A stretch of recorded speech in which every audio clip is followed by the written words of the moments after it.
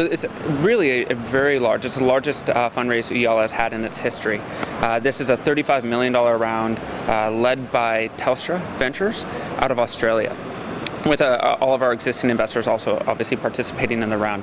And the reason that this is such an important milestone for Ooyala and the industry as a whole is it signifies a key turning point in the industry as more and more premium content moves online, and in particular MSOs and cable operators invest more aggressively in their online strategy.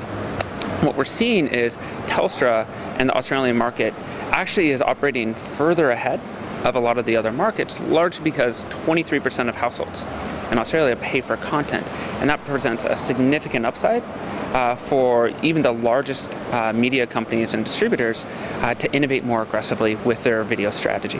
Our plan for the proceeds is to continue expanding Ooyala internationally, as well as continue to grow out our roadmap.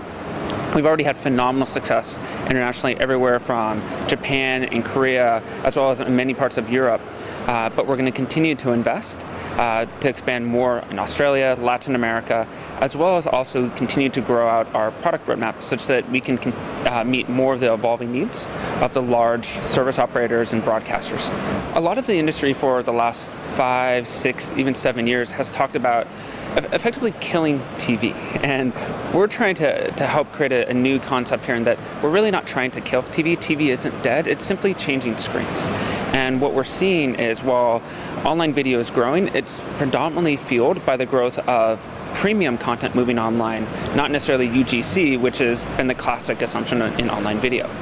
And what that requires is, as premium content moves online, we have to actually help publishers generate more revenue, comparable or even higher than what they can in the classic offline or broadcast models. And the real emphasis on doing so is how do we ultimately use data to optimize that experience, and even better yet, personalize it for every consumer across every screen. And that's really what we believe is key to unlocking the revenue potential for online video. What we're seeing is there are a lot of roadblocks today for creating a true linear experience in the online environment. But those roadblocks are very quickly being removed. We announced last week that we're launching the Pac-12 network with 7 linear feeds, ad hoc live events, and video on demand content all merged together into a unified experience. What this requires, obviously, is more sophisticated and more complex technology, which Ooyala is providing for the Pac-12. It also requires a shift in mindset.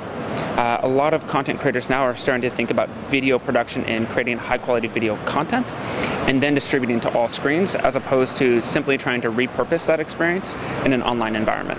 There are a lot of OVPs, and it is a very generic term used to describe the online video platforms, essentially the technology providers for servicing online video needs. What we feel is changing, and what we think Ooyala is really pushing the boundaries on and innovating on, is the classic needs of the video industry were simply management of content, a CMS, and reach and distribution. Just help me get my content online.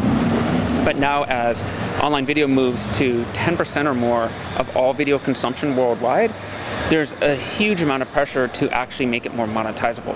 And that's not just about increasing the overall ad CPMs, it's about providing this personalized linear experience for all consumers, in which we're engaging consumers on a deeper level that is really at the core of how we make online video more profitable than even traditional means.